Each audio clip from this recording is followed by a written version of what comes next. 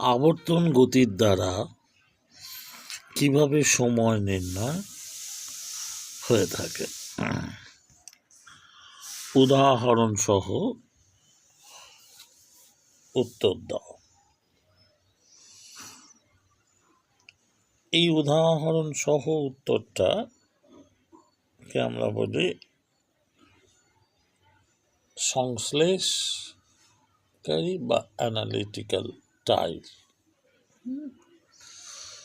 এবার এই উত্তরটা করতে গেলে তোমাকে প্রশ্নের মানটা দেখে নিতে হবে, 2 বা 3 থাকবে, এবং পরিষ্কারভাবে তুমি যতটা পারবে গাণিতিকভাবে উপস্থাপনা করতে হবে তোমাদের। এই গাণিতিকভাবে উপস্থাপনা করতে পারলে তোমার প্রতি পরীক্ষকের একটা আলাদা নজর আসবে। দ্বিতীয় ক্ষেত্রে এই জায়গাটাকে তোমার সম্পূর্ণ যুক্তি দ্বারা বিশ্লেষণ করতে হবে। উত্তরপত্রের কোথাও ফাঁক বা গ্যাপ রাখা যাবে না। যেমন আবর্তন গতি অনুসারে সময় নির্ধারণ করা হয়, প্রথম কথা। দ্বিতীয়, পৃথিবী একটি সম্পূর্ণ আবর্তনকালের সময়কাল 24 ঘন্টা বা 1 দিন। এখানে প্রায় বা কম বেশি এই কথা লিখবে না, বাস্তবিক যেটা রিয়ালিস্টিকে আমরা পাচ্ছি 24 ঘন্টা বা 1 দিন। তৃতীয় ক্ষেত্রে এই আবর্তনের কালের 24 ভাগের 1 ভাগকে গাণিতিক এককে 1 ঘন্টা রূপে প্রকাশ করা হয়। আবার 1 ঘন্টাকে গাণিতিক এককে 60 ভাগের 1 ভাগকে, 1 ঘন্টার যে 60 ভাগ, 60 মিনিটে 1 ঘন্টা, তাহলে 1 ঘন্টার 1 ভাগকে আমরা বলছি মিনিট, এবং মিনিটের 60 ভাগের 1 ভাগকে, 60 মিনিটে যেমন আসলো, আবার 1 মিনিট হচ্ছে 60 সেকেন্ডে, সুতরাং মিনিটের 1 ভাগকে আমরা বলছি এখানে সেকেন্ড। এটা প্রাথমিক অংশ যে এইভাবে আসছে। এবার পৃথিবীর আবর্তনকাল, যে সেই আবর্তনকালটা সম্পন্ন হচ্ছে 360 ডিগ্রি দ্রাঘিমার, বা পৃথিবীর কেন্দ্রস্থ কোণের কৌণিক মান 360 ডিগ্রি। কত ডিগ্রি কোণে কতটা সময় ঘুরছে? কতটা সময় ঘুরছে? 24 ঘন্টা। কার ওপর ঘুরছে? 360 ডিগ্রির ওপর ঘুরছে। তাহলে 360 ডিগ্রি বাই 24 ঘন্টা ভাগ দিলে আমরা পাই 15 ঘন্টা। তাহলে কাকে ভাগ করলাম? ডিগ্রিকে। কততে? 15 ডিগ্রিতে। কে ভাগ দিল? ঘন্টা। কত ঘন্টায় পৌঁছলো? নিজে ভেঙে গিয়ে 1 ঘন্টায়। সুতরাং 1 ঘন্টা সময় অতিক্রম করতে 15 ডিগ্রি দ্রাঘিমা প্রয়োজন হয়ে থাকে। ডিগ্রি অনুসারে 15 ডিগ্রি দ্রাঘিমায়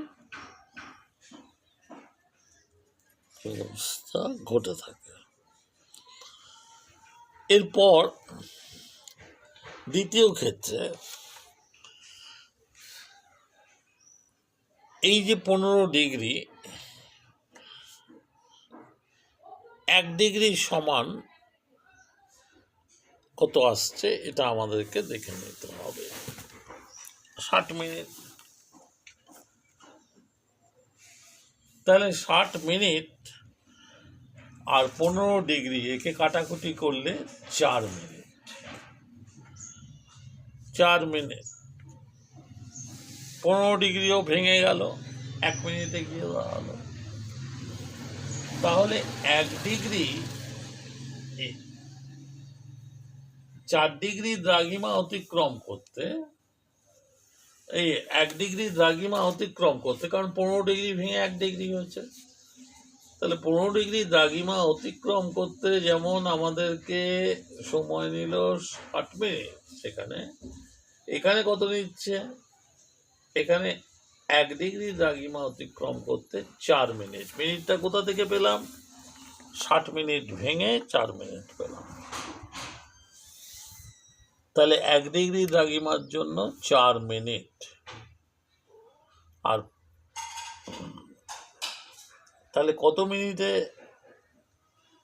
সেকেন্ড? 60 সেকেন্ডে 1 মিনিট। এবার আমরা মিনিটের দিকে যাব।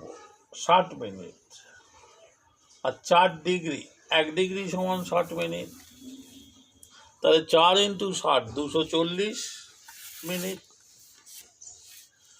240 মিনিটকে আমরা 60 দিয়ে ভাগ করলে পাচ্ছি 4। তাহলে 1 মিনিট দ্রাঘিমা অতিক্রম করতে সময় লাগছে 4 সেকেন্ড, আর 1 সেকেন্ড দ্রাঘিমা অতিক্রম করতে লাগছে 1/4 সেকেন্ড। এইভাবে 3-4টে স্টেপে তোমাকে অঙ্ক করে এটাকে উপস্থাপনা করতে হবে। তুমি বলতে পারো এই বিষয় কলকাতার অবস্থান হলো 88 ডিগ্রি 30 মিনিট পূর্ব দ্রাঘিমা, সেখানে বলতে হবে 34 মিনিট পূর্ব দ্রাঘিমা। 88 ডিগ্রি 24 মিনিট পূর্ব দ্রাঘিমা, আর এখানে বলতে হবে 22 ডিগ্রি 34 মিনিট উত্তর অক্ষরেখা। এদের ছেদ বিন্দুতে হচ্ছে অনুভূমিক ছেদ বিন্দু, অনুভূমিক ছেদকারী রেখা হচ্ছে অক্ষরেখা, আর উলম্ব ছেদ রেখা হচ্ছে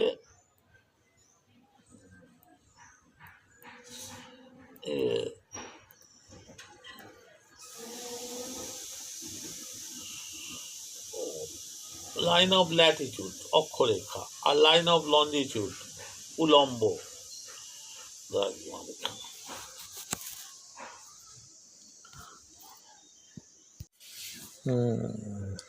ছাত্ররা একটা বিশেষ বিষয় যে আমার ফোনের অডিওটা খারাপ হয়ে যাওয়ার, সাউন্ডটা অল্প হচ্ছে, এটা কানের কাছে নিয়ে গিয়ে মাইকটা খারাপ হয়ে যাওয়ার জন্য তোমাদেরকে ওই কানের কাছে নিয়ে শুনতে হবে, বুঝতে পারলে?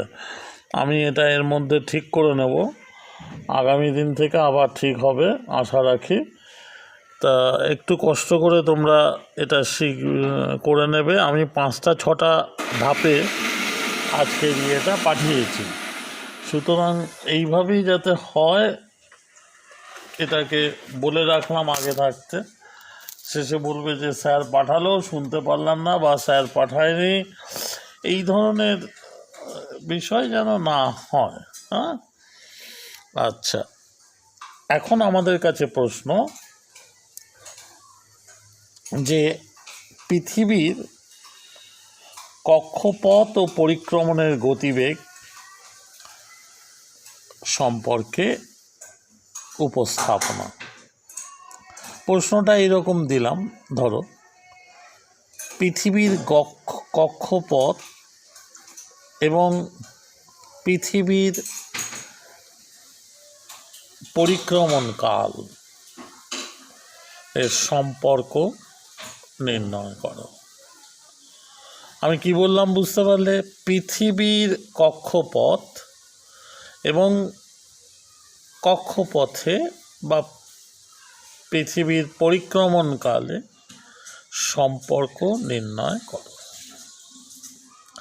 এটা তোমাকে দুটো ধাপে ছবি দিতে হবে। একটা প্রথম ধাপ হচ্ছে যে কক্ষপথের সম্পূর্ণ ছবি এবং 4টে সলস্টিক কন্ডিশন বা 4টে সময় যে নক্ষত্রের অবস্থান, সূর্যের সাথে পৃথিবীর নক্ষত্র, এখানে অবশ্যই সূর্য এবং গ্রহ পৃথিবী, সেই পৃথিবী এবং নক্ষত্রের 4টে অবস্থানে চিত্র দিতে হবে। চিত্রগুলোর সঙ্গে মনে রাখতে হবে পৃথিবীর মেরু অক্ষ যেন সর্বদাই পরস্পরের সমান্তরালে থাকে 4টে অবস্থানের সঙ্গে। আরেকটা জিনিস মনে রাখতে হবে যে পৃথিবীর যে অপসূর এবং অনুসূর অবস্থান, সেটা যেন কম বেশি দূরত্ব থাকে, অপসূরে বেশি এবং অনুসূরে কম দূরত্ব থাকবে সূর্যের সঙ্গে পৃথিবীর। অর্থাৎ সূর্যকে নাভিতে বা ফোকাসে রাখতে হবে, সেন্টারে রাখলে হবে না, সেন্টারে রাখা চলবে না। এটা বারবার বলে দিচ্ছি। কক্ষপথের সেন্টার করে নিলাম, মেজর অ্যাক্সেস মাইনর অ্যাক্সেসকে ছেদ করে, it does not arise I think. বরঞ্চ একটু বাঁদিকে বা ডান দিকে সরিয়ে ফোকাস করে নিলে, ফোকাসের একদিকে রাখলে তোমার অপসূর অবস্থাকে, আরেক দিকে রাখলে তোমার অনুসূর অবস্থাকে। অনুসূর অবস্থায় উত্তর মেরু অক্ষ কক্ষপথের বাইরে থাকবে।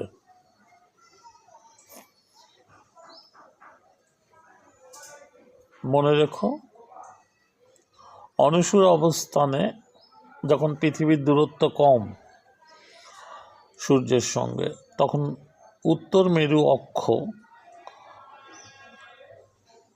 কক্ষপথের বাইরে, দক্ষিণ মেরু অক্ষ কক্ষপথের ভিতরে। তাহলেই দক্ষিণ মেরু অক্ষে গ্রীষ্ম ঋতু, উত্তর মেরু অক্ষে শীত ঋতু উপস্থাপনা দেখাতে পারবে।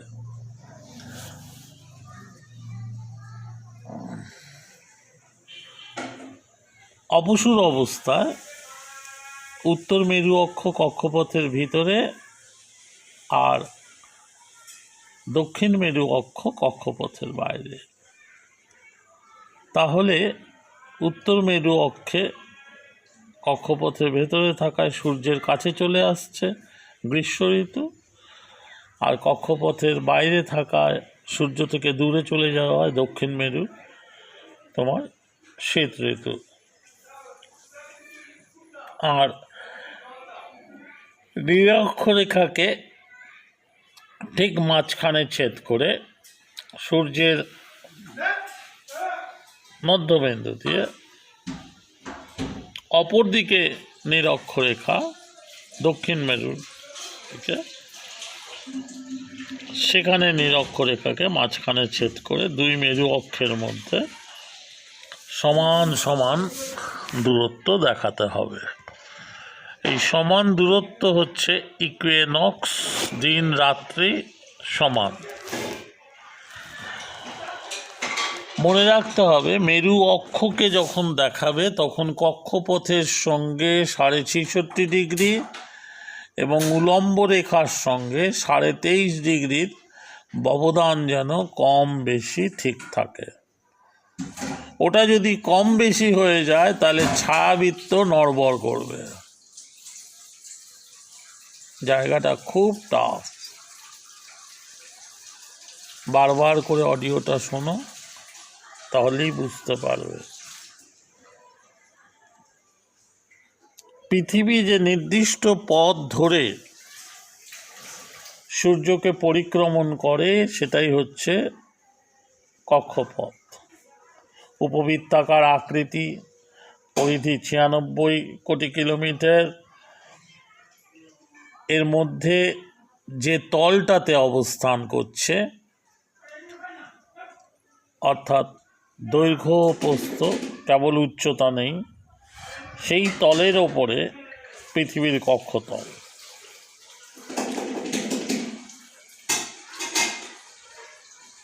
পৃথিবীর কক্ষতল এবং নিরক্ষীয় তল একই তলে চলে আসবে।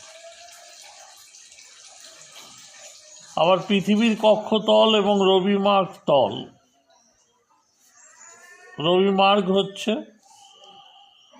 সূর্যের আপাত সরণ কর্কট থেকে মকর, মকর থেকে কর্কট, এর মধ্যে যে পথটা পাওয়া যাবে দুটো বিষুব অবস্থানের মধ্য দিয়ে, সেটা হচ্ছে রবিমার্গ। এই রবিমার্গ তল আর কক্ষতল একই তলে থাকলে তবেই নিরক্ষীয় তলের সঙ্গে কক্ষতলের 23.5 ডিগ্রি কোণে প্রভেদটা পাওয়া যাবে এবং পৃথিবীর কেন্দ্র এবং সূর্যের কেন্দ্র একই তলে অবস্থান করবে।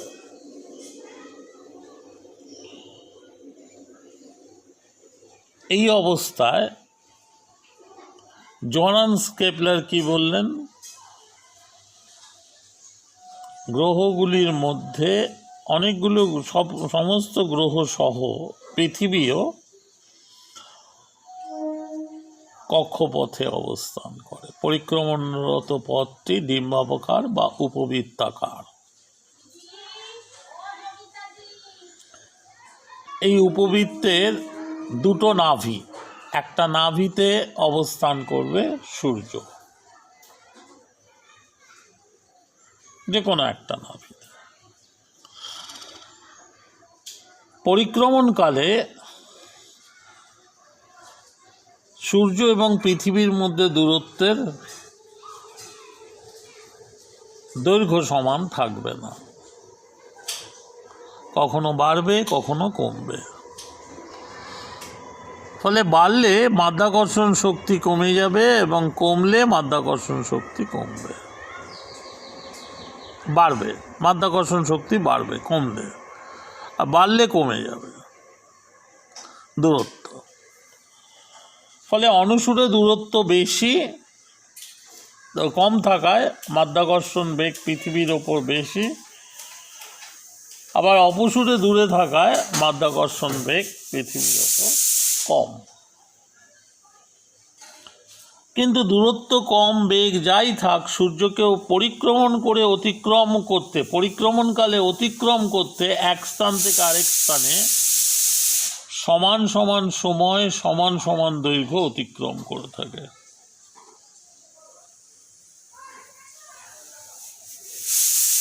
বারবার বলছি,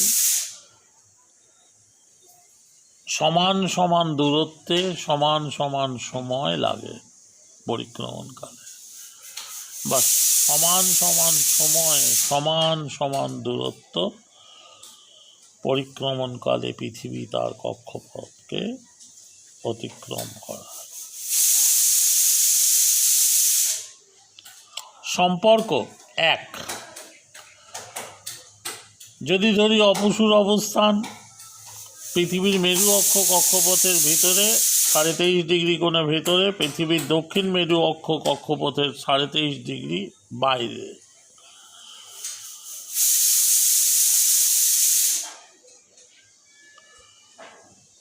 ফলে ছায়াবৃত্ত মেরু অক্ষকে অসমদ্বিখণ্ডিত করে রাখে। নিরক্ষরেখা ছাড়া প্রত্যেকটা অক্ষরেখাকে অসমদ্বিখণ্ডিত। ফলে উত্তর গোলার্ধে দিনের দৈর্ঘ্য বেশি, রাতের দৈর্ঘ্য কম, দক্ষিণ গোলার্ধে দিনের দৈর্ঘ্য কম, রাতের দৈর্ঘ্য বেশি।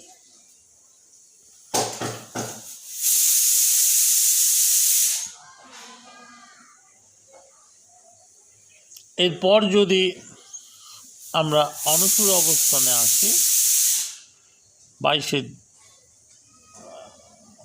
জানুয়ারি, সেখানে আমরা দেখব মেরু অক্ষ কক্ষপথের বাইরে, উত্তর মেরু অক্ষ এবং দক্ষিণ মেরু অক্ষ কক্ষপথের ভিতরে 23.5 কোণের ভিতরে। এই অবস্থায় মেরু অক্ষ